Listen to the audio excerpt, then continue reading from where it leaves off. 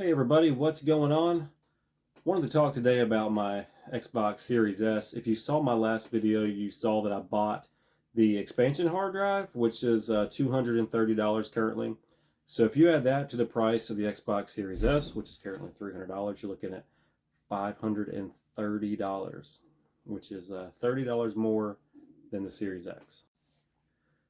So that brings me to a question that I received is why didn't I just buy the Series X? And there's multiple reasons for that. So I guess this video is kind of, am I satisfied with this purchase? So I'll say the first main reason I bought the S over the X is that I bought a PS5. You can see it there in the background. So it didn't make a whole lot of sense to me to purchase the two most expensive versions of the consoles that'll play the same games.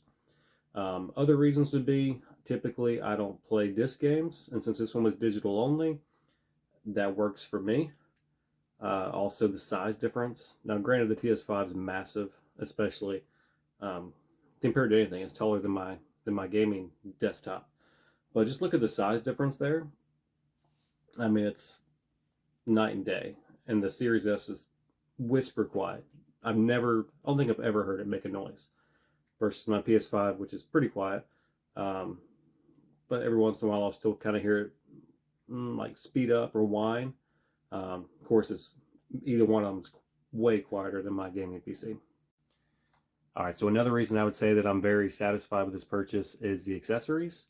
So this is a controller that came with my Xbox One X, and of course it works right out of the box with this. I also bought another Series X controller. You can probably see it on the table behind me, right over there. The headset in the background, I bought that for my Xbox One X. Before that, of course, I bought accessories for my Xbox One.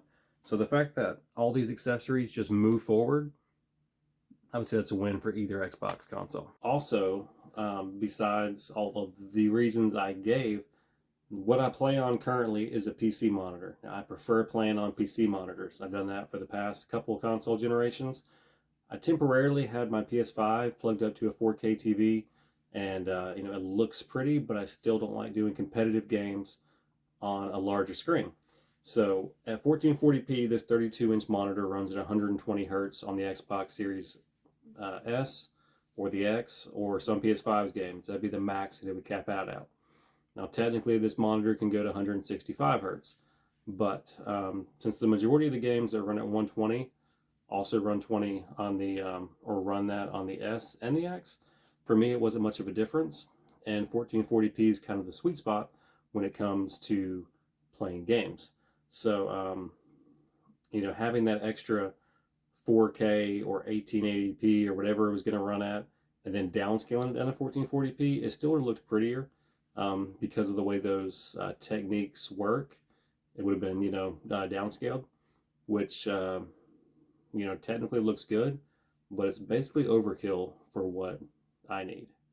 So the other big question, of course, was the hard drive. So if I had to buy the hard drive, which I guess I could have bought just a standard SSD and swap back and forth between that. But look, I mean, you're going to run out of hard drive space either way, whether you're on the PS5 or the Series S or the Series X. The main difference between the X and the S, though, when it comes to that is, since you have the smart delivery system, games that you would play on the Series X have the 4K texture resolutions and things like that. So, your files you're downloading are larger anyways. So while your hard drive may be twice as big, those files are probably 20 to 30% larger, maybe more than that. So when you consider the file size difference, you're really not getting that much storage per console just because that storage size is doubled. So for me, you're going to have to buy a separate hard drive either way. And so that extra $230 is not it doesn't change my mind. It doesn't make me feel like I got ripped off because I still paid $530 versus $500, which I would have got for the X. Now, that's not to say I'll never get a Series X. I do think that, if you had the choice and you prefer disc-based games, then, why not? But since you're probably going to be playing on a 1440p or a 1080p monitor, if you're playing at 120 frames a second, the S will do that just fine. So about 2 months in, maybe a little longer, and I am completely satisfied with this purchase so far. If you have any questions about it, just let me know. Thank you.